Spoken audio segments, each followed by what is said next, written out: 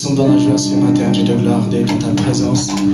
Merci Seigneur, Papa, pour ce moment d'adoration et ta parole, c'est notre pain quotidien, Seigneur. Nous voulons écouter ta parole, Seigneur. Nous voulons que, Seigneur, tu disposes nos cœurs et nos pensées, Dieu de gloire, recevoir ta parole ce matin. Où est ton enfant, Dieu de gloire, qui t'a choisi? Où est de ton onction, afin de transmettre ta parole avec feu et puissance, Dieu de gloire, Seigneur, pour détruire toute forme d'incrédulité et toute montagne, Dieu de gloire, contre ta parole, Seigneur. Nous te bénissons, Seigneur, et assure-toi, Dieu de gloire, que chacun, Dieu de gloire, puisse recevoir sa part aujourd'hui. Nous ne voulons pas sortir, Seigneur, comme nous sommes venus, Seigneur. Nous voulons sortir, Seigneur, avec un changement, avec ta parole en nous, Seigneur. Sois béni, sois magnifié, Dieu de gloire. Merci pour ton amour, dans le nom de Jésus-Christ. Amen. Nous voulons acclamer le Seigneur avec une façon de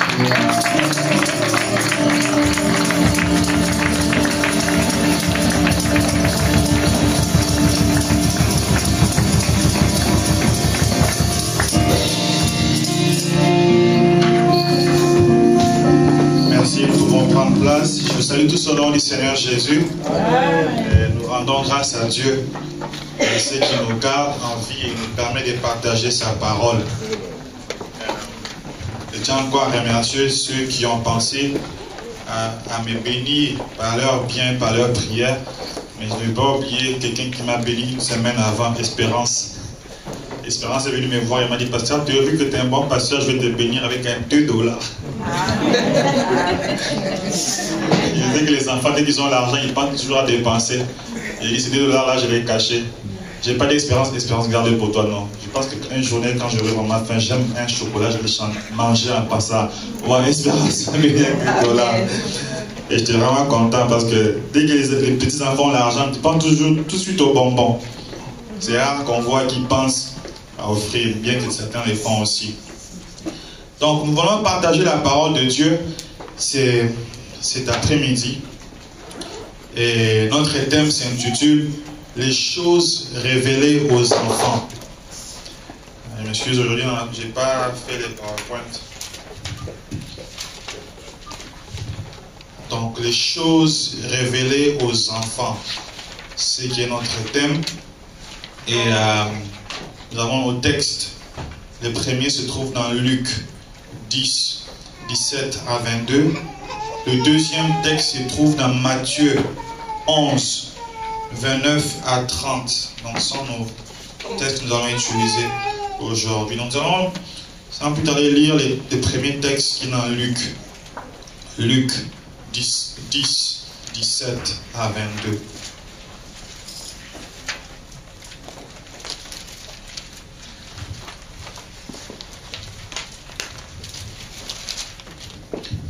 Nous lisons, on dit ici, ceci,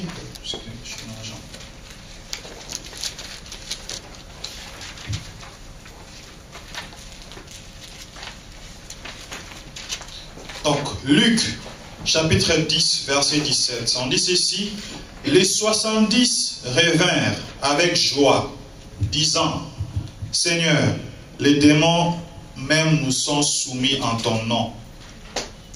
Jésus leur dit, je voyais Satan tomber du ciel comme un éclair. Voici, je vous ai donné le pouvoir de marcher sur les serpents et les scorpions, et sur toute la puissance de l'ennemi, et rien ne pourra vous nuire. Cependant, ne vous réjouissez pas de ce que les esprits vous sont soumis, mais réjouissez-vous de ce que vos noms sont écrits dans les cieux. En ce moment même, Jésus tressaillit de joie par le Saint-Esprit. Et il dit, je te loue, Père, Seigneur du ciel et de la terre, de ce que tu as caché ces choses aux sages et aux intelligents, et de ce que tu les as révélées aux enfants. Oui, Père, je te loue de ce que tu l'as voulu ainsi. Toutes choses m'ont été données par mon Père, et personne ne connaît qui est le Fils, si ce n'est le Père, ni qui est le Père, ce n'est le Fils, et c'est lui à qui le Fils veut le révéler. Nous sommes à Matthieu 11, 29 à 30.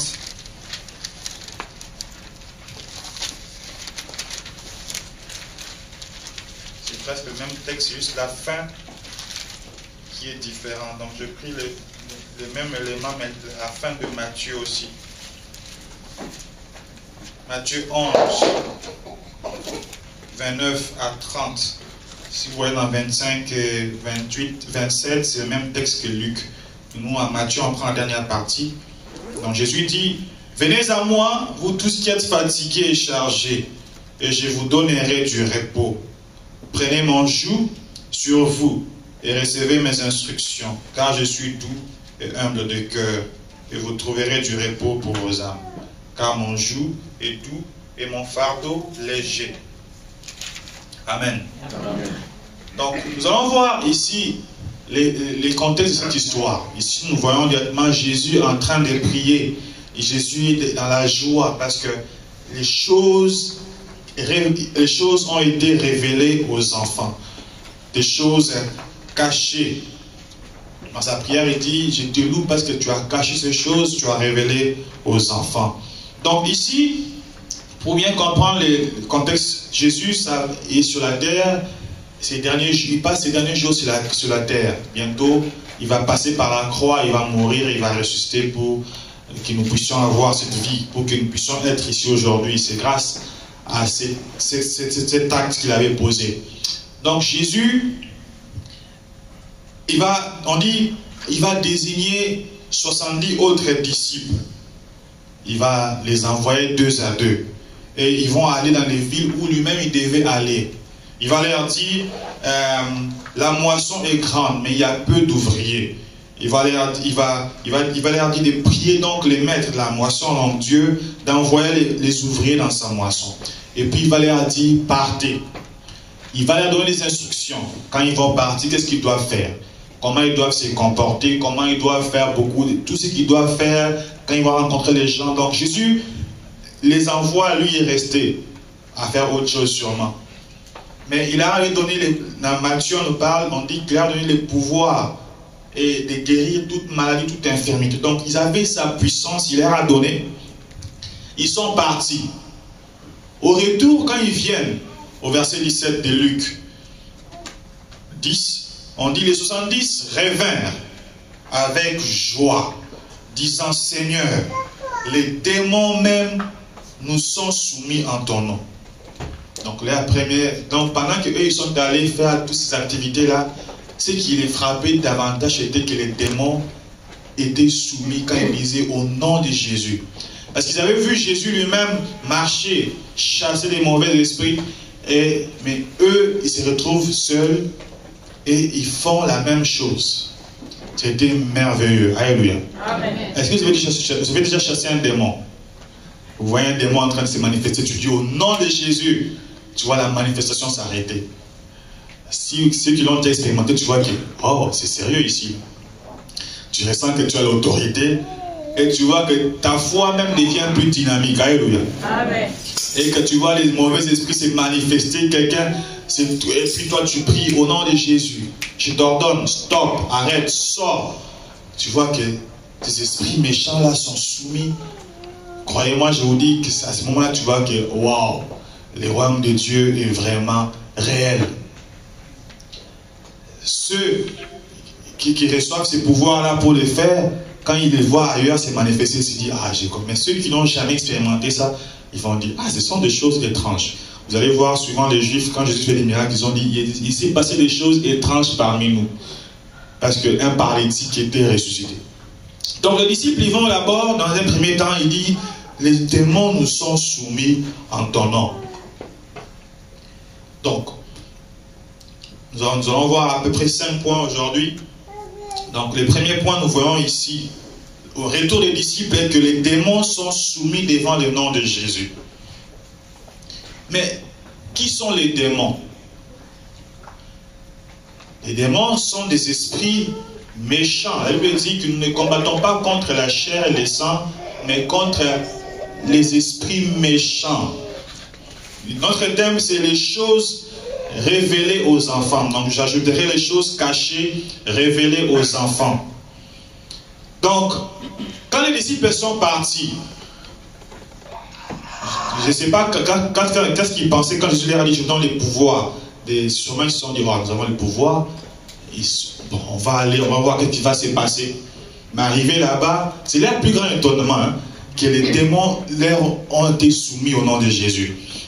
Donc les démons sont qui? Ce sont les esprits méchants. La Bible dit que nous ne combattons pas contre la chair et le sang, mais contre les esprits méchants dans les lieux célestes. Ce sont les esprits impurs, séducteurs, qui nous poussent toujours à pécher contre Dieu sous la conduite de leur maître qui est Satan. Donc, ils s'en vont, les démons sont soumis. Et ce sont les démons qui travaillent, qui sont conduits par les diables pour qu'à chaque fois que les enfants de Dieu veulent avancer dans leur foi, ils viennent pour freiner. Ils viennent, c'est eux qui possèdent la vie de certaines personnes. Il y a des gens, des fois, ils sont possédés par des esprits mauvais. Il y a des fois les diables avec ces démons et tout ça, ils viennent nuire à la vie de quelqu'un. Il y a des maladies, parfois, sont l'œuvre des ténèbres. Quelqu'un qui est malade, nous avons vu ça dans les évangiles avec les seigneurs, quelqu'un qui est malade, il y a un dos courbé. Or, le Seigneur Jésus dit, c'est les diables qui l'a retenu comme ça. Donc les démons ne dorment pas, ce sont des esprits.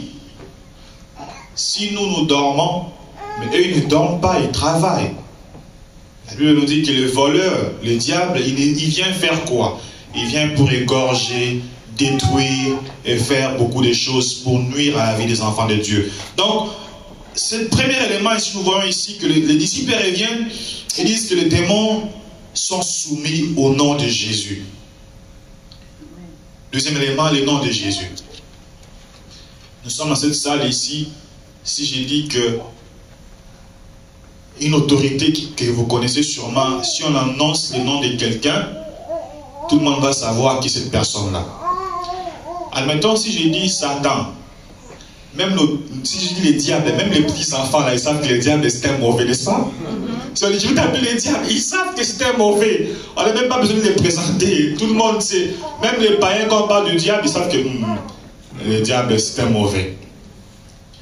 Donc, les noms annoncent la personne. J'en ai déjà parlé une fois ici, que j'ai prêché. Donc, les disciples, ils disent, Seigneur, en ton nom, les démons nous sont soumis au nom de Jésus. Jésus va leur dire, je voyais Satan tomber comme un éclair. Donc le nom de Jésus annonce la personne de Jésus même. Quand on dit Jésus, pour les démons, quand ils entendent Jésus, ils savent c'est qui, exactement qui il est. Il est le Seigneur, il a l'autorité, il a le pouvoir de les chasser. Et ça annonce aussi son identité, qui il est. Il est le Fils de Dieu. Ça annonce aussi ses capacités. Qu'est-ce qu'il est capable de faire? On a déjà participé à une délivrance. La première fois que je voyais ça, et puis on dit, la personne dit Jésus. La personne n'était pas capable de dire. Dès qu'il disait Jésus, le démon voulait l'étouffer davantage. On voit que c'est réel, ces choses-là. Donc, le nom annonce la personne. Les démons ont été soumis à ces disciples-là. Nous avons commencé l'école de formation ministérielle. Les pasteurs nous ont enseigné sur les disciples. C'est vraiment extraordinaire. Et il a dit quelque chose que j'avais trouvé intéressant. Il dit que quand Jésus a appelé les disciples, il leur a dit, vous allez devenir des pêcheurs d'hommes. Il nous a parlé du poisson, quand on va pêcher. Les poissons, son lieu où ils demeurent, c'est dans l'eau. Quand on sort les poissons de son habitation naturelle, ils sortent de la terre, qu'est-ce qu'il fait? Il va mourir tôt ou tard.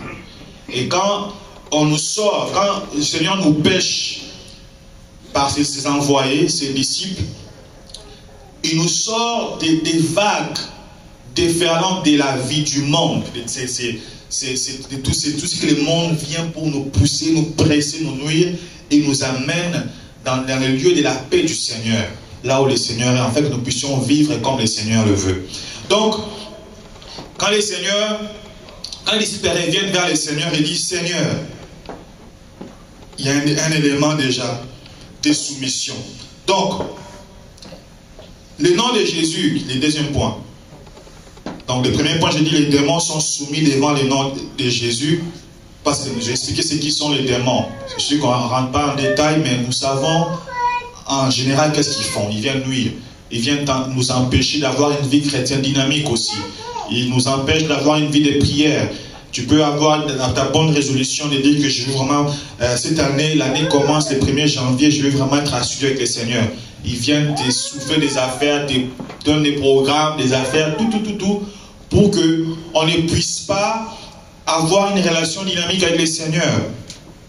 Et quand ils font ça, ces choses, la puissance, la connaissance du fait qu'ils peuvent être soumis, nous est cachée. Alléluia. On subit la loi de ces esprits méchants qui sont dans les lieux célestes. Donc, un deuxième point, nous avons vu, nous parlons du nom de Jésus qui s'annonce la personne.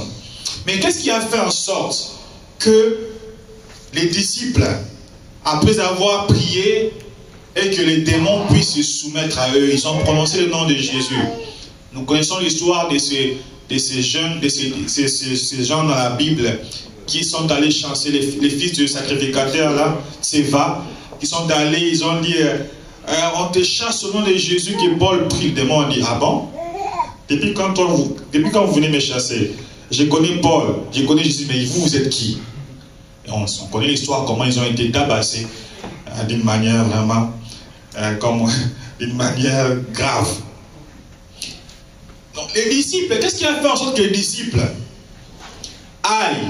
Et puis, au nom de Jésus, les démons leur disent pas, mais Jésus, vous êtes tout seul aujourd'hui, vous allez voir. Qu'est-ce qui a fait en sorte que les disciples puissent aller et puis voir les démons se soumettre? Qu'est-ce qui peut faire en sorte que dans ma vie, dans ta vie, et que tout, vous savez, que les choses sataniques soient soumises au nom de Jésus? Les combats que nous avons, qu'est-ce qui veut faire en sorte que ces combats-là puissent cesser au nom de Jésus? Nous prions, mais les choses n'avancent pas. Mais qu'est-ce qui fait faire cela? C'est l'obéissance. Au début, dans les contextes, j'explique, le Seigneur a appelé les disciples. Il les a appelés. Ils ont d'abord accepté cette décision. Les 70 autres, ils sont venus. Le Seigneur leur a donné des instructions. Il leur a dit, voici, vous allez partir. Du verset 3, chapitre 10, du verset 3, vous pourrez lire à la maison. Il leur a dit, vous allez partir. Voici comment vous allez vous comporter. De la même façon aussi, le Seigneur nous a appelés. Depuis qu'il nous a envoyé sa parole, par ceux qui nous ont annoncé la bonne nouvelle, et nous sommes devenus chrétiens et disciples, il nous donne aussi des instructions qui doivent faire en sorte que nous puissions aussi, au nom de Jésus, soumettre les difficultés, soumettre les situations. Ils doivent se soumettre, parce qu'au nom de Jésus, tous genoux fléchissent, n'est-ce pas? Toute langue confesse qu'il est Seigneur à la gloire du Père. Mais il ne faut pas que ce soit un slogan qu'on répète. Il faut que ça soit réel, qu'on le vive, qu'on dit réellement, c'est vrai. Quand tu as déjà vu la manifestation de démons, tu dis réellement, le diable existait. Comment on peut voir quelqu'un lié comme ça? Comment on peut voir quelqu'un de normal faire des choses que humainement comme ça, là, tu ne peux pas faire? Quand on voit les miracles, c'est que tu as accompli. C'est là qu'on peut dire. Donc, ils étaient d'abord obéissants à l'appel du Seigneur. Ils ont obéi quand le Seigneur a appelé. Ils ont suivi les instructions à la lettre. Les disciples, les fils de Séva, eux, sûrement, ils n'ont pas voulu demander à Paul, est-ce que tu peux nous apprendre à obéir aussi? Mais ils ont voulu aussi suivre pour faire des choses, mais ça a mal tourné pour eux. Donc, l'obéissance. Dans 2 Corinthiens 10, 3 à 6, dans les livres.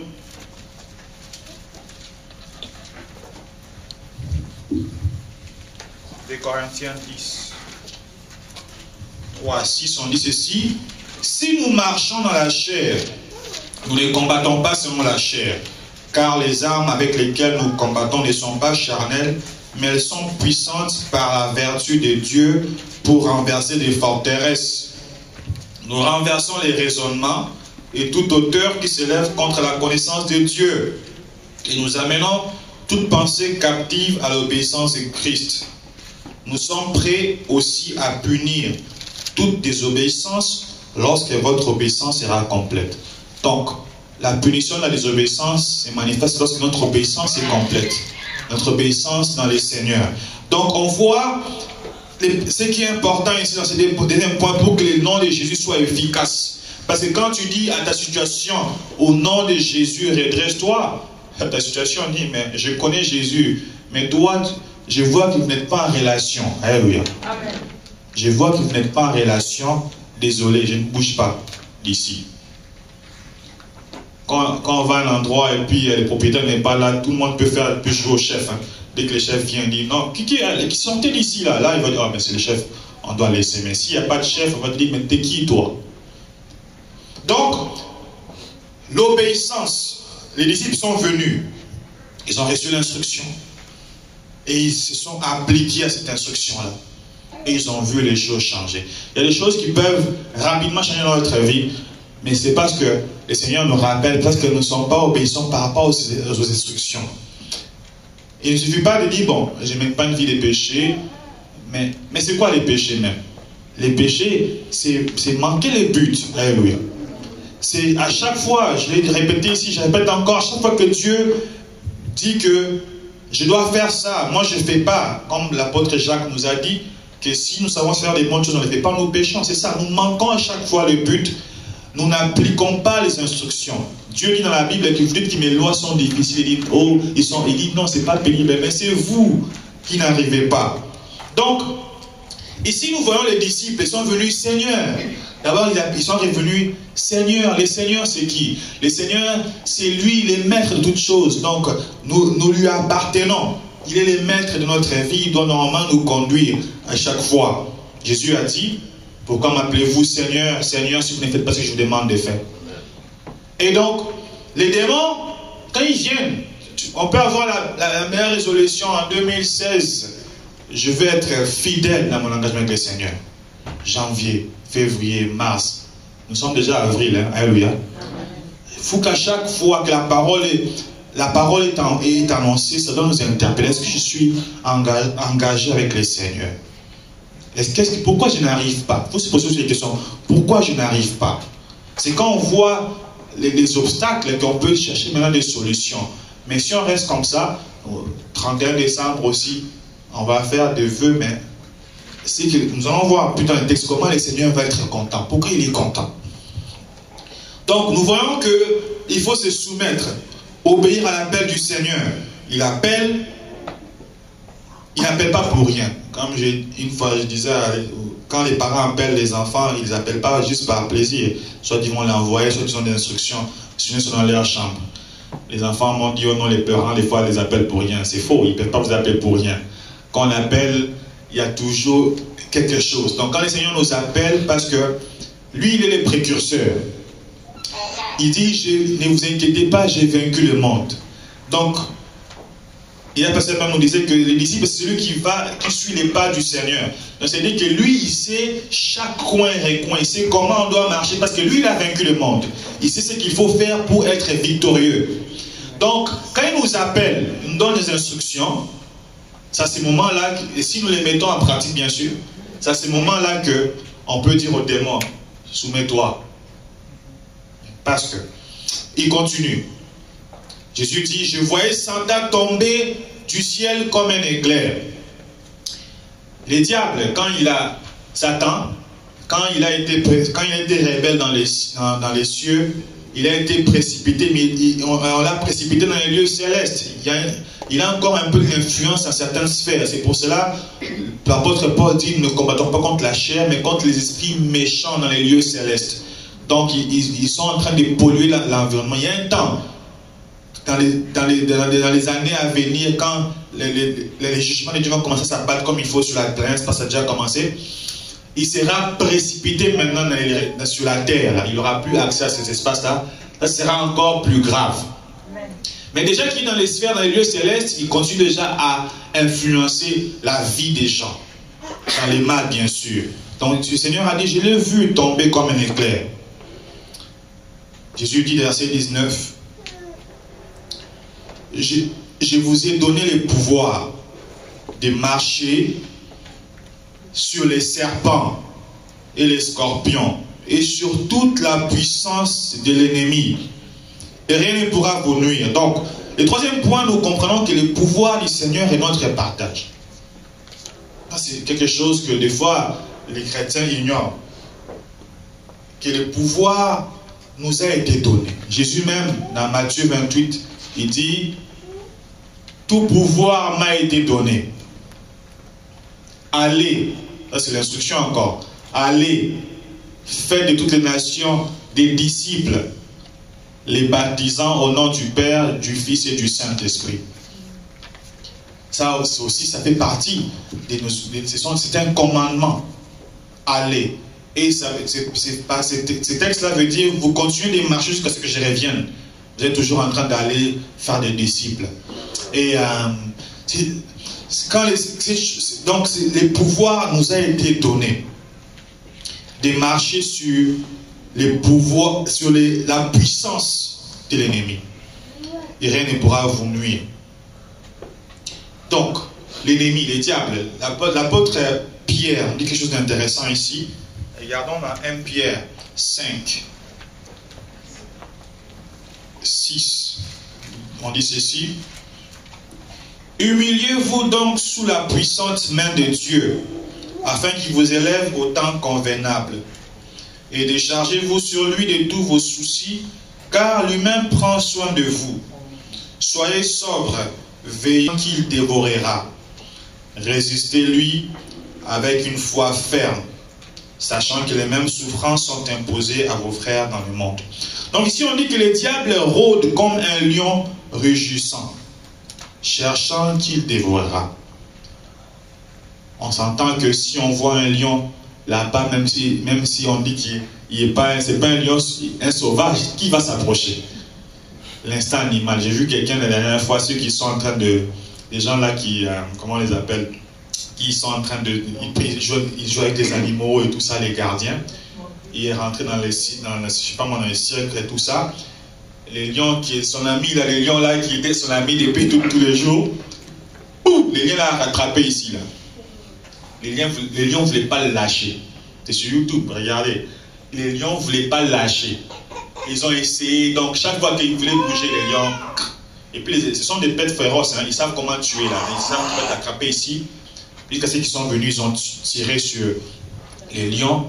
Mais on n'a pas vu sur du vidéo, peut-être que c'est moi qui est mort parce que le sang, ça coulait et tout ça, mais c'est les lions qui donc.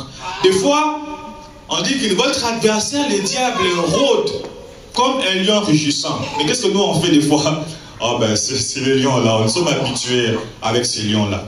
Jusqu'au jour où il va nous dévorer, on va se rendre compte, oh Seigneur, pourquoi tu ne m'avais pas averti? Alléluia. Et le Seigneur a averti déjà d'avance. La parole est écrite, la parole est enseignée. Donc, nous voyons ici, il dit, le Seigneur dit, je donne le pouvoir de marcher sur toute la puissance de l'ennemi. N'est-ce pas merveilleux? Si on te donne le pouvoir de marcher sur toute la puissance d'un homme fort, c'est-à-dire que même s'il est là, il ne peut rien te faire. On dit, toi, tu ne touches pas cette personne-là. Donc, même si tu passes là, même s'il intimide les gens, lui, il ne peut pas te toucher. Donc, sur la puissance de l'ennemi, et rien ne pourra vous nuire. Quand est-ce que la puissance de l'ennemi, souvent, nos pasteurs dans les témoignages, les gens témoignent comment Dieu leur a sorti de là où ils étaient. Nous étions sous l'emprise du diable. Alléluia. Amen. Le pasteur Ben nous disait la cigarette, comment il ne comprenait pas tout ça. Une fois j'étais allé chez nos frères ici et puis on était en train d'exhorter, j'ai parlé de la cigarette, je disais comment la cigarette, en même temps ça te tue, en même temps ça te fait perdre de l'argent. Mais je sais c'est là, mais comment j'arrive pas à sortir de là? Parce qu'on est sous la puissance. Maintenant, le Seigneur dit que je donne le pouvoir de marcher sur toute la puissance de l'ennemi. Ça, ce n'est pas seulement les petites affaires. C'est-à-dire que même les gens qui sont liés par des esprits impurs, on a le pouvoir de marcher sur toute la puissance de l'ennemi. Mais ça a l'air tellement difficile. Pourquoi? Parce que nous obéissons pas toujours au Seigneur. Nous n'appliquons pas toujours ses instructions. Le Seigneur dit que c'est facile. Mais nous, on trouve ça c'est difficile. Vous allez vous remarquer aussi souvent que si on dit, bon, bien aimé, il y a pour ta situation, juste prends 15 minutes de prière pour ta situation, Dieu va agir. Oh, 15 minutes seulement. Quand c'est simple, là, on trouve ça très compliqué. Ah, c'est trop simple. On veut que ça soit compliqué, mais quand c'est compliqué aussi, on n'arrive pas à les faire. Et donc, les instructions du Seigneur. Parce que la parole de Dieu et tout ce que Dieu a fait en sorte, les programmes de l'Église où nous sommes là pour apprendre. Nous étions ici à l'école de formation ministère, je n'entrais pas dans le sujet, mais il y a eu un sujet qui a été soulevé ici. Pasteur Ben, un bon enseignant, il n'a pas appelé souris. La chose là qui roule, là quand on voit les chats qui fuient, il était très franc et puis il est allé pam. Ceux qui étaient là, n'est-ce pas, c'était comme ça. C'est là nous recevons l'instruction et puis, ok, nous savons maintenant qu'est-ce qu'on doit faire, qu'est-ce qu'on doit faire. Parce que la Bible dit que mon peuple est détruit. Pourquoi? Parce qu'il manque la connaissance. Et ce passage ne s'arrête pas là. Dieu dit, puisque tu as rejeté ma connaissance, je rejetterai tes enfants. Et je te sortirai de ma présence, de mon sacerdoce. Donc, le Seigneur, on continue, il dit, je vous donne le pouvoir de marcher sur les serpents.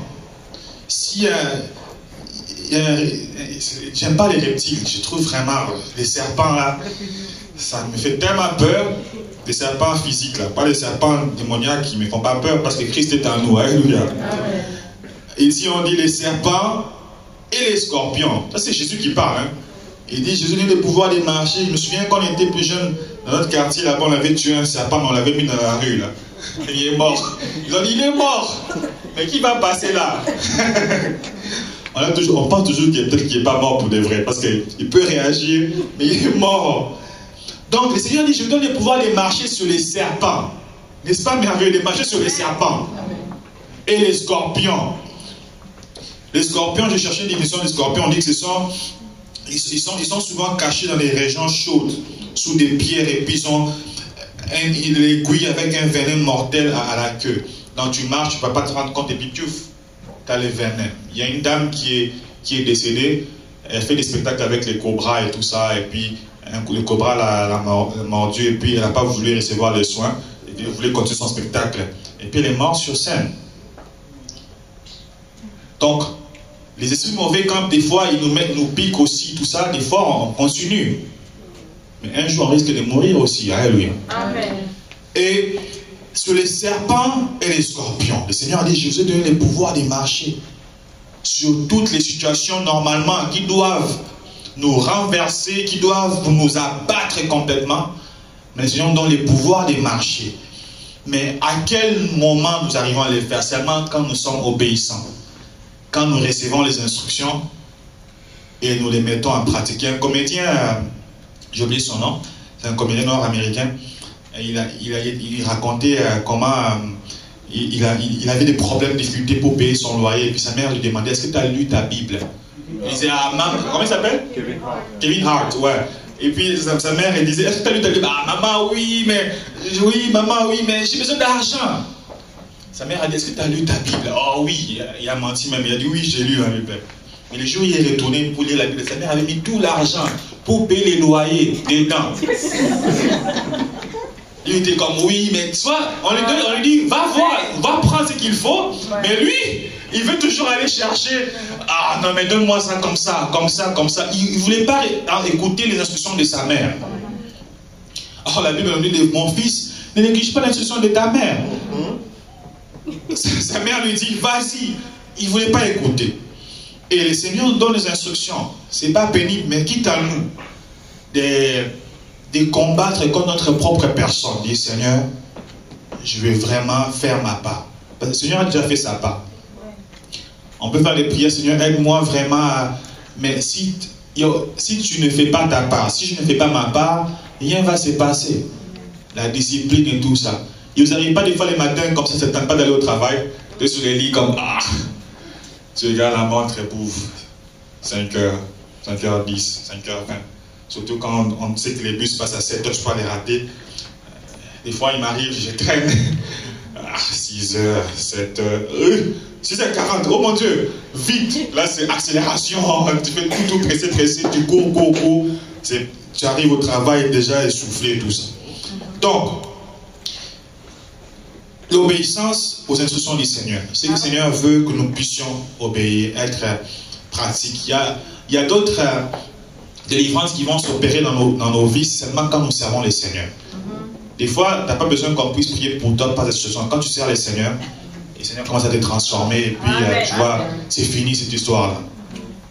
Tu peux aller, on va t'imposer les mains, on t'impose les mains, on te pose les mains. Comme j'ai vu un pasteur, je ne sais pas ce qui se passe dans le monde, parce que les gens ne reçoivent pas les instructions. Il appelle les gens, venez mes moutons. Il a sa Bible. Vous avez vu sur Internet?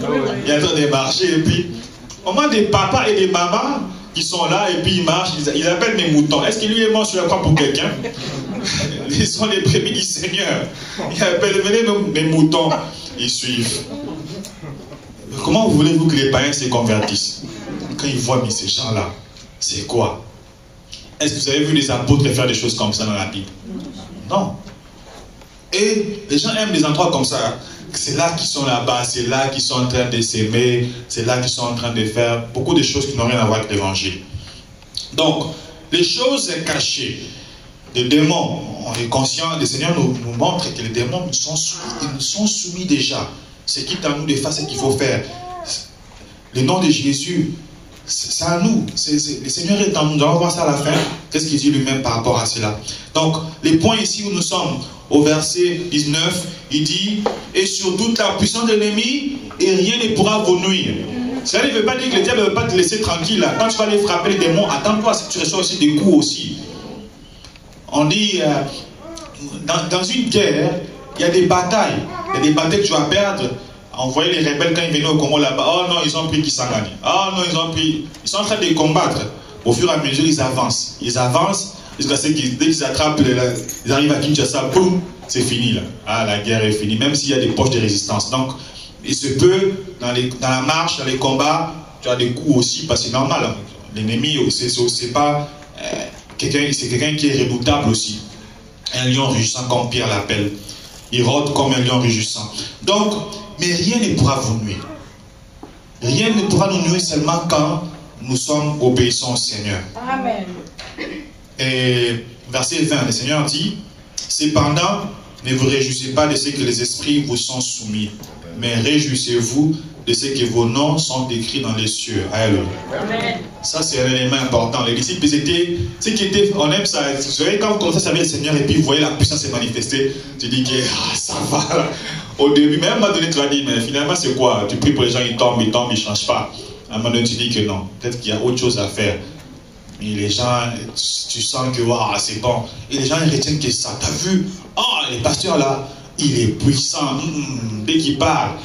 Oh, c'est comme les derniers temps, c'est les prophètes. Quand les prophètes, et là, prophète, c'est qui? C'est un porte-parole. C'est un messager du Seigneur. Son rôle premier, c'est d'annoncer la bonne nouvelle, c'est de prêcher. Donc, ne vous réjouissez-vous plus que votre nom soit écrit dans un livre de vie. Quand est-ce que nos noms sont inscrits dans un livre de vie? C'est quand nous sommes obéissants au Seigneur. Quand le Seigneur nous appelle, nous recevons le Seigneur, nous sommes baptisés, nous devenons des disciples, et nous aussi, comme on nous a enseigné, nous allons aussi faire d'autres disciples. On expliquait hier ici que Jésus a dit, allez, faites de toutes les nations des disciples. Jésus n'a pas dit, allez, quand vous allez voir les pasteurs, appelez-les à faire des disciples. Non. Il peut arriver à un endroit que tu es toute seule avec quelqu'un. Les personnes disent, moi je vais être baptisé. Tu fais quoi? Tu baptises la personne. Alléluia. On peut arriver dans un endroit où on doit partager la Sainte Seine. Vous faites quoi? Vous partagez les pains. C'est les repas du Seigneur. Jésus n'a pas dit, allez chercher les pasteurs là-bas, les bishops. Ils vont venir, les disciples. Non, pendant ces temps-là que toi tu es avec la personne, c'est toi qui connais la personne. C'est toi que le Seigneur a permis que tu puisses rencontrer la personne. C'est pour cela, l'Église est là pour nous former, pour nous équiper en vue de l'œuvre du ministère. Pour que nous puissions servir, savoir, quand un mauvais esprit se manifeste, qu'est-ce que je dois faire? C'est comme ça qu'on apprend. Prier pour les gens, et quand quelqu'un tombe, qu'est-ce que tu fais à ce moment-là? On apprend ça. J'ai appris ça ici à l'église. Pendant que je voyais que, on prie pour quelqu'un, il est tombé, qu'est-ce qu'il fait? Ok, il prie au nom de Jésus, au nom de Jésus. Et quand c'est arrivé dans ma situation, je me suis dit comme, ok, j'avais appris et avec le Saint-Esprit, sinon tu vas faire quoi? Tu vas aller, pasteur, nous avons un cas ici grave. Quelqu'un est tombé, c'est manifeste. Est-ce que tu peux venir? Est-ce que c'est ce qu'il est en train de dormir? Tu appelles, mais ça ne répond pas. Ça peut arriver, tu appelles, ça ne répond pas. C'est pas que le pasteur ne veut pas décrocher. Il dort. Le Seigneur a décidé qu'il va dormir pendant plus longtemps. On va dire quoi? Mais les pasteurs, ils ne sont jamais disponibles. On va les appeler, ils ne sont pas là. Donc, un disciple qui obéit au Seigneur, il est conscient. Ces choses qui semblent être cachées là, le Seigneur veut lui faire comprendre ça. C'est ce que le Seigneur veut nous faire comprendre cet après-midi. Ces choses-là, ce sont pour nous et pour nos enfants. Alléluia. Amen. Afin que nous puissions les pratiquer. Donc, il dit que rien ne pourra. Donc, votre nom est inscrit. Parce qu'au dernier jour, la Bible nous dit dans Matthieu 21, je crois, on dit qu'il y a des gens qui sont venus. Au dernier jour, ils ont dit, Seigneur, en ton nom, nous avons chassé les démons. En ton nom, nous avons guéri les malades. Jésus va leur dire, mais éloignez-vous qui commettez l'iniquité. Je ne vous ai jamais connus. Il y a des gens qui ne sont pas fidèles à leur service avec les seigneurs. On les invite ici, ils sont là-bas. On les invite ici, ils disent qu'ils vont venir, ils ne vont pas venir, ils vont ailleurs, on les voit en train de faire autre chose. Toujours pour les seigneurs, entre guillemets. Bon. Comment les seigneurs peuvent être désordre? Les mêmes seigneurs qui disent que sois ici, et puis toi tu n'appelles même pas pour t'excuser là, tu ne viens pas. On te voit en train de chanter là-bas, oh Jésus! Mais c'est que le Seigneur est désordre. C'est que le Saint-Esprit est désordonné. Mais le fait que la personne aille là-bas pour prêcher, et que les gens, si le Seigneur veut faire son travail, les gens seront guéris. Parce que les gens sont venus avec l'attente.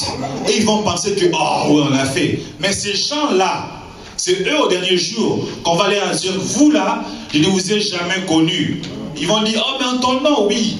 En mon nom, bien sûr, mais je voulais, à cause de ceux qui sont venus avec beaucoup de foi, mais vous avez été les serviteurs d'iniquité.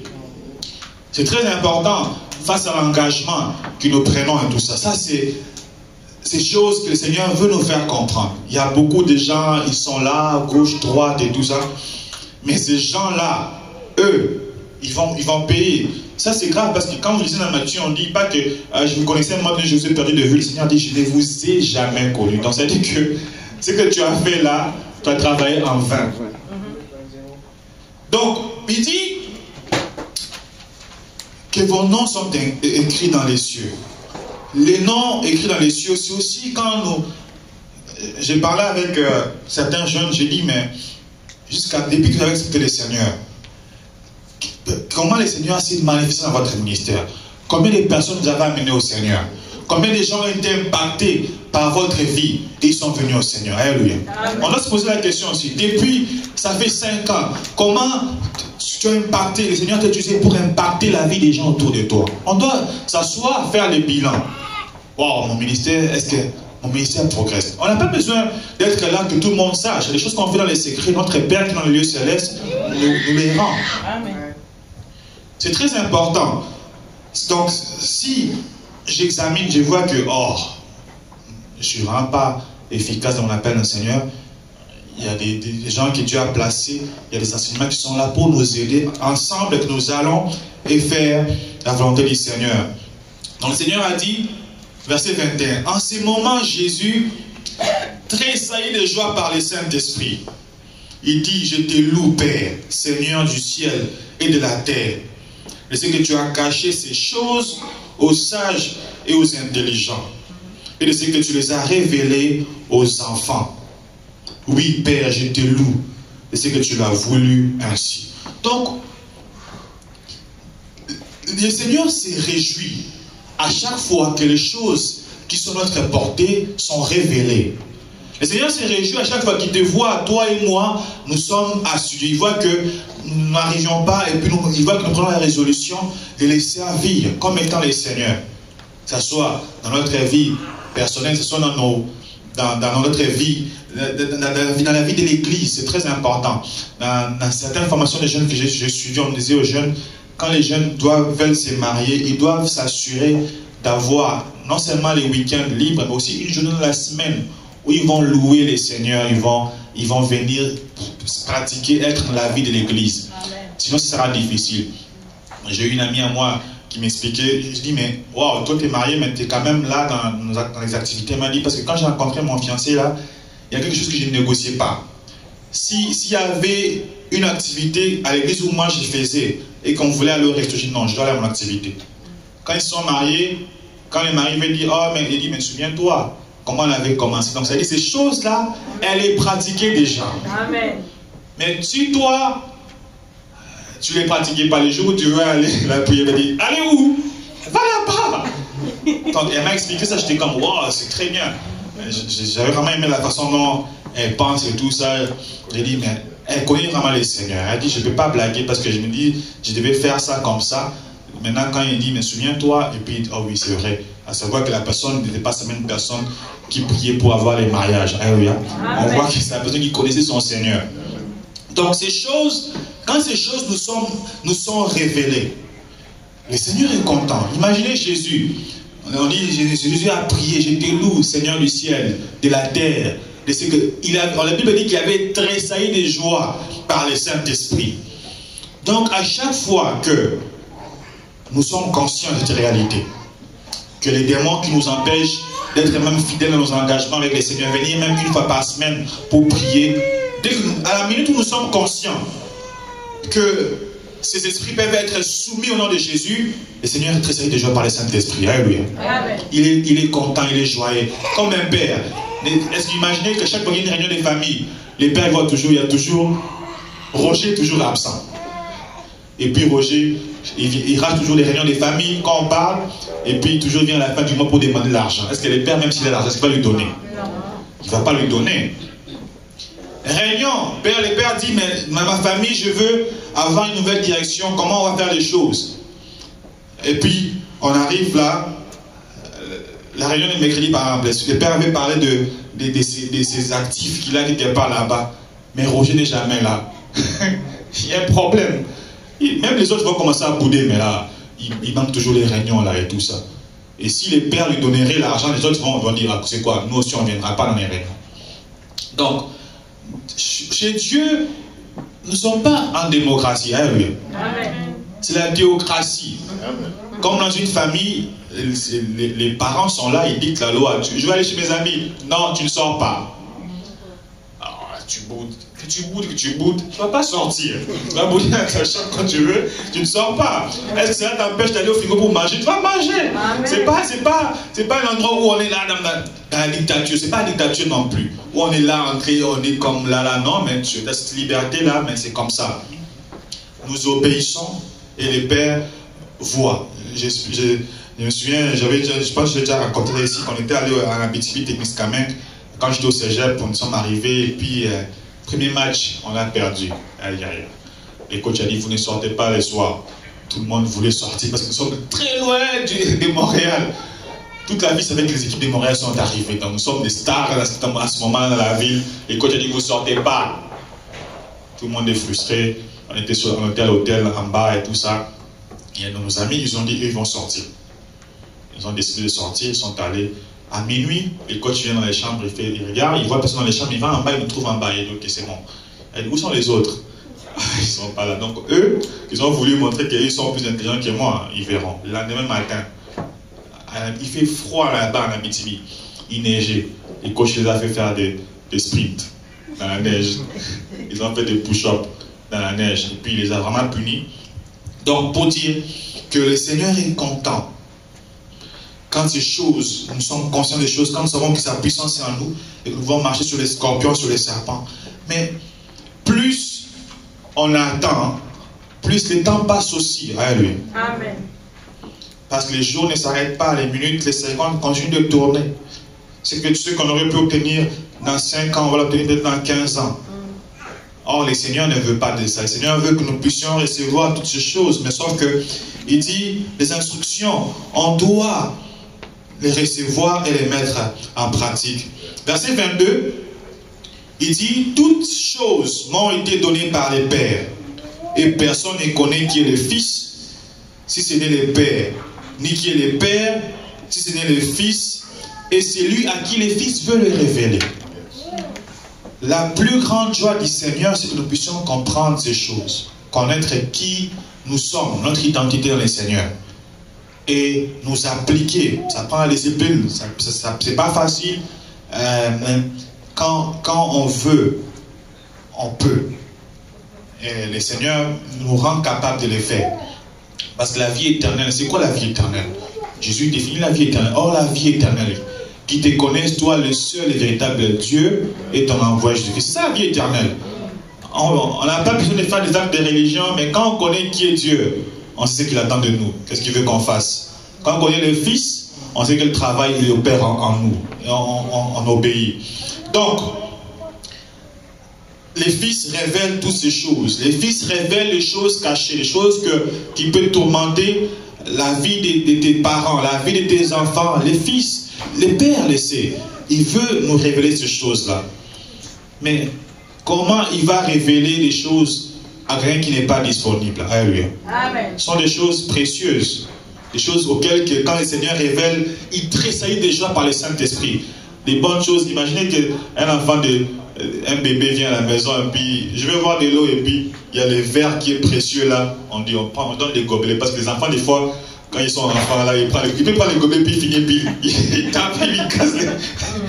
Imaginez vous l'avez acheté à un prix, c'était très cher et tout ça. Qu'est-ce qui va se passer? Peut-être tu vas les frapper mais ça va changer quoi? Les gobelets sont déjà partis. Donc comme c'est précieux, dès qu'on voit les enfants à la maison, on préfère enlever ces choses-là, mettre ça loin, parce qu'on ne sait pas qu'est-ce qui peut se passer. Et puis il peut les casser, c'est mal à rire. Donc, le Seigneur, il tressaille dans les choses, ce sont des choses précieuses. Il donne ça, il révèle à qui? À ceux qui sont disposés. Sinon, il dit, verset 23, on va continuer, verset 23, on dit, et se tournant vers les disciples, il leur dit en particulier, heureux les yeux qui voient ce que vous voyez. Car je vous dis que beaucoup de prophètes et les rois ont désiré voir ce que vous voyez et ne l'ont pas vu.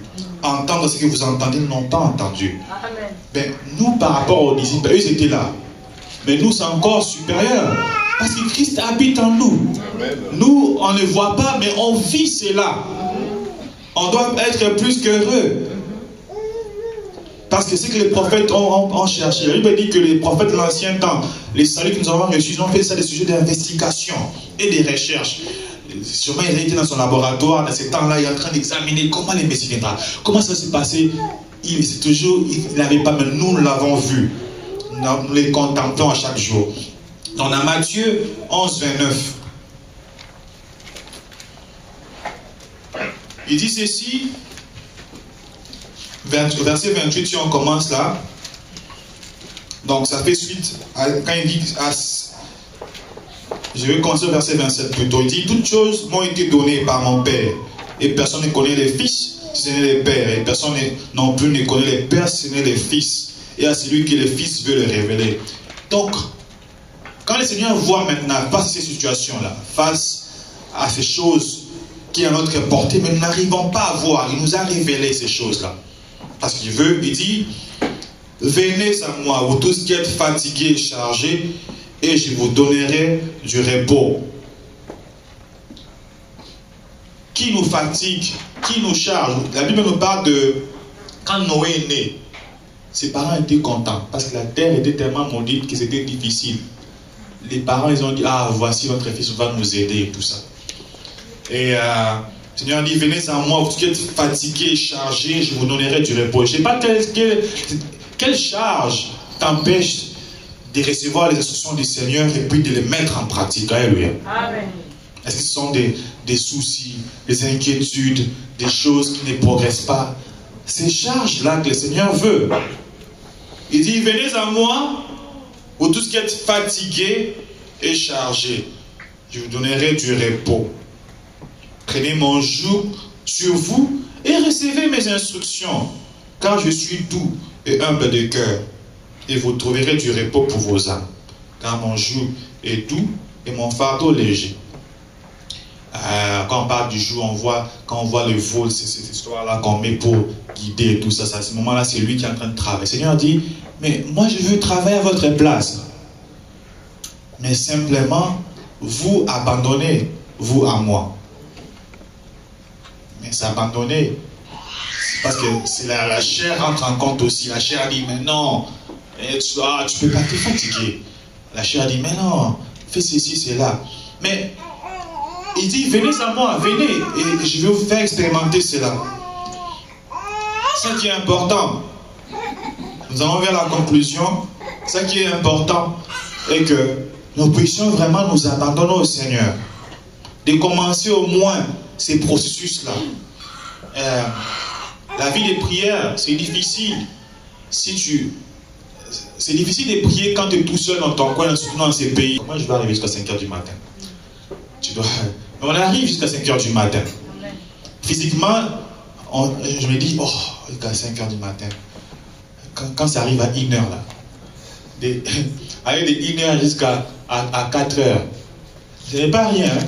Parce que tu vois, les gens sont fatigués des fois, ils veulent dormir, toi tu dois continuer tout ça, chanter, payer, tout ça. Quand on arrive à 5 h du matin, on dit, Seigneur, ouais, nous l'avons fait, grâce au Seigneur. Ce n'est pas facile. C'est difficile humainement, physiquement, parce que mais Dieu nous rend capables. Donc, nous allons conclure dans 2 Corinthiens 3. Nous allons prier. 2 Corinthiens 3, 15. 2 Corinthiens 3, 15, oui, ceci. Jusqu'à ces jours, quand on lit Moïse, un voile est jeté sur leur cœur. Lorsque les cœurs se convertissent au Seigneur, le voile est ôté. Or, le Seigneur, c'est l'Esprit. Et là où est l'Esprit du Seigneur, là est la liberté. Nous tous qui, les visages découverts, contemplons comme un miroir la gloire du Seigneur, nous sommes transformés en la même image de gloire en gloire, comme par le Seigneur l'Esprit. Les gens de l'Ancien Testament, les Juifs, ils étaient tellement... quand Dieu a amené la loi, ils ont mis seulement l'accent sur les actions, les œuvres. Mais la partie intérieure de ça, c'était comme mort. Ça peut nous arriver aussi. Voir la vie chrétienne comme étant seulement une vie religieuse. Où je viens peut-être dimanche, je dis, ben moi je n'ai rien de mal et tout ça. Or, c'est une vie dynamique et active. Parce que nous sommes sous la seigneurie de quelqu'un, d'un seigneur, d'un roi qui veut que nous allions. Et ça prend la puissance pour faire avancer les royaumes. Parce que dans les quartiers où toi tu habites, c'est toi qui es la personne qui fait avancer les royaumes dans ces quartiers-là. Tes prières, ça lève la pollution de l'atmosphère.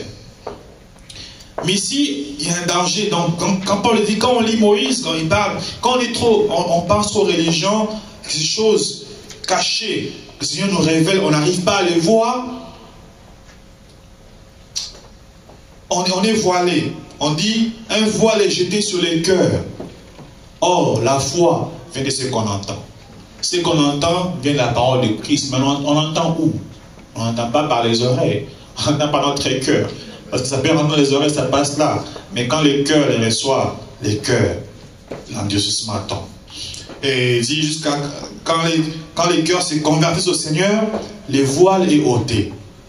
Les choses cachées nous sont révélées.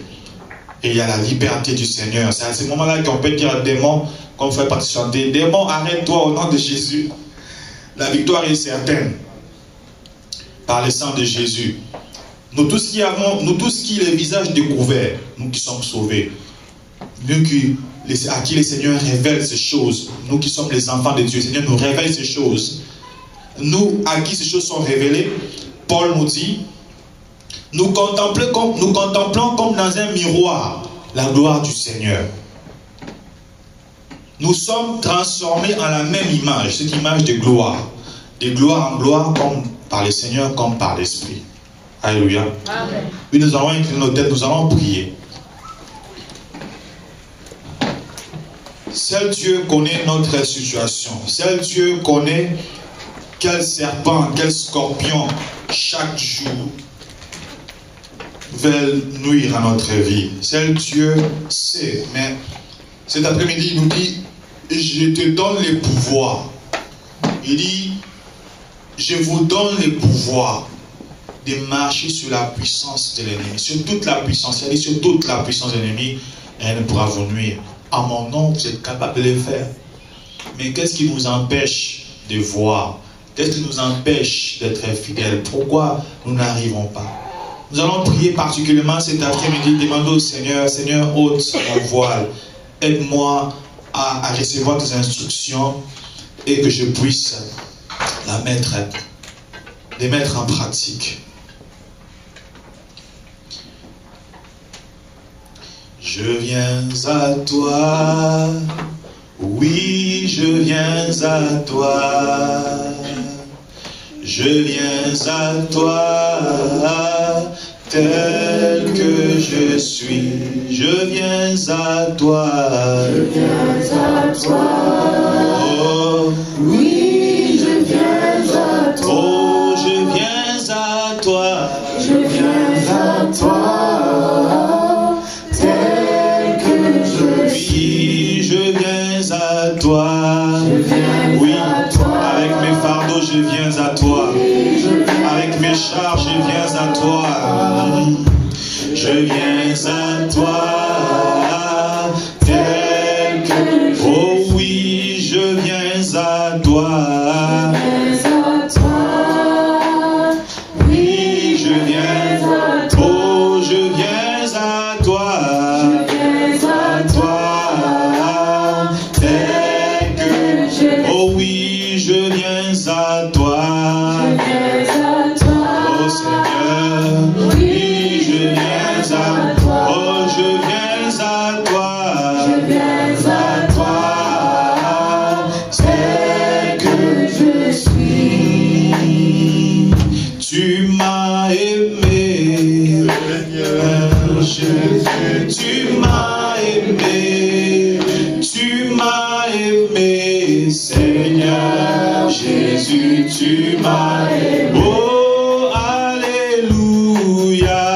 La croix est devant moi. Seigneur, je ne peux plus jamais reculer. Oui, bien-aimé, je ne sais pas quel est le fardeau, quelle est la charge qui est ta vie, quel est le poids que tu as en ton cœur. Le Seigneur, il dit, venez à moi, vous qui êtes chargés, fatigués, et moi je vous donnerai du repos. Là où tu es seulement, lève-toi, nous allons prier.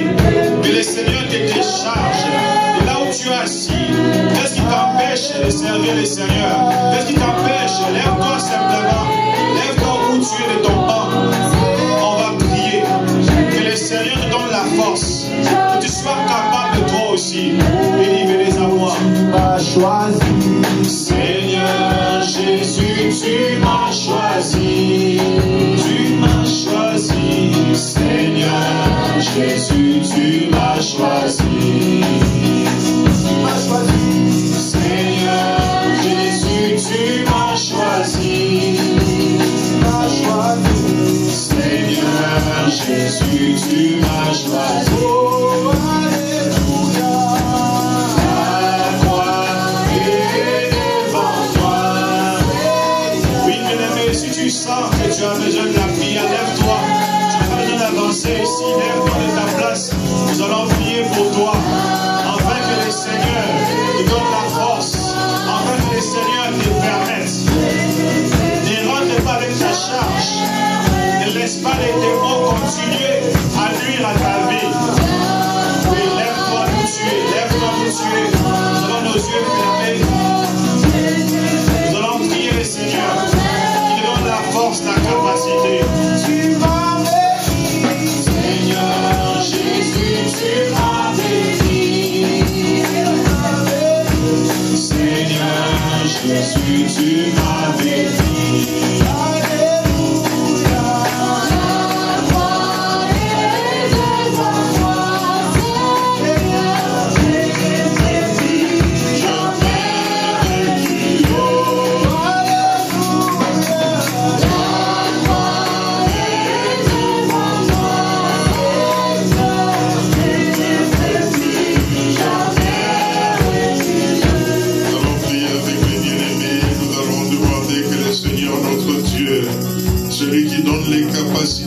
celui qui étend les limites, celui qui fortifie, puisse nous donner les capacités, qu'il puisse nous fortifier, qu'il étende nos limites, afin que nous puissions le servir comme lui le veut, afin que nous puissions être à mesure d'obéir à ses instructions, afin que notre nom demeure dans les cieux, et afin que nous soyons des serviteurs puissants, des serviteurs auxquels les démons sont soumis, parce que nous-mêmes nous sommes soumis au Seigneur. Nous prions dans le nom de Jésus, alléluia. Père de toute gloire éternelle, notre Dieu, nous voici au-devant de toi, Père de toute gloire. Nous venons te dire combien, Seigneur de toute gloire, sans toi, nous ne pouvons rien, ô Jésus. Nous venons te dire, Seigneur de toute gloire éternelle, notre Dieu, que toute notre force ne nous vient que de toi et de toi seul. Nous venons te dire, Seigneur, que c'est toi qui as les paroles de la vie éternelle. À qui d'autre irions-nous, Seigneur? Ô éternel, notre Dieu, étends nos limites. Oui, Seigneur de toute gloire, étends nos limites. Oui, éternel, notre Dieu, donne-nous les capacités, Seigneur de toute gloire. Que nous puissions, Seigneur de toute gloire, nous décharger de nos soucis sur toi. Que nous puissions nous humilier sous ta puissante main. Que nous puissions nous décharger de nos fardeaux sur toi. Que nous puissions porter ton joug qui est léger, ô Jésus. Oui, Seigneur de toute gloire, fais-nous une grâce particulière ce jour. Touche-nous de ta main, Seigneur de toute gloire, afin que nous soyons des disciples semblables à toi, ô Jésus. Que nous marchions dans l'obéissance à tes instructions, Seigneur de toute gloire. Que nous soyons soumis à ta volonté éternelle, notre Dieu. Nous nous abandonnons entre tes saintes mains, pour que toi, Seigneur de toute gloire, tu sèmes à nous, Père de toute bonté, ce que toi tu veux. Mets à nous ta sémence, éternelle, notre Dieu. Incline notre cœur à la soumission, Seigneur de toute gloire. Dieu d'amour, que nous ayons toujours le regard tourné vers toi. Ouvre les yeux de notre cœur, Seigneur de toute gloire, ce jour, afin, ô Père de toute gloire, que nous ayons la force, les capacités nécessaires qui nous permettent de marcher dans la voie que toi tu as tracée au devant de nous. Nous nous déchargeons de nos soucis sur toi, Seigneur de toute gloire. Ô éternel, notre Dieu, nous nous déchargeons de nos soucis sur toi. Nous nous déchargeons de nos fardeaux sur toi. Nous marchons dans ta voie, Seigneur de toute gloire, par ta grâce. Tous les plans du diable contre notre vie, nous les repoussons dans les lieux d'arrêt au nom puissant de Jésus-Christ. Nous te demandons que ton feu, Seigneur de toute gloire, pénètre à nous pour consumer et détruire toutes semences qui ne viennent pas de toi, Seigneur de toute gloire. Révèle-nous de ton esprit éternel, notre Dieu, afin que nous soyons libres, afin que nous soyons libres de tout fardeau, afin que nous soyons libres de tout joug qui ne viennent pas de toi, Seigneur. Père, nous te disons merci pour ta fidélité. Père, nous te disons merci pour ta bonté. Tu as accompli à nous des grandes choses, des choses que l'œil n'a point vues, des choses que l'oreille n'a point entendues, mais ce sont des choses qui sont montées au cœur de l'homme. Nous te disons merci, éternel notre Dieu, pour cette délivrance que tu nous accordes ce jour. Voilà pourquoi avec ton peuple nous t'acclamons parce que tu es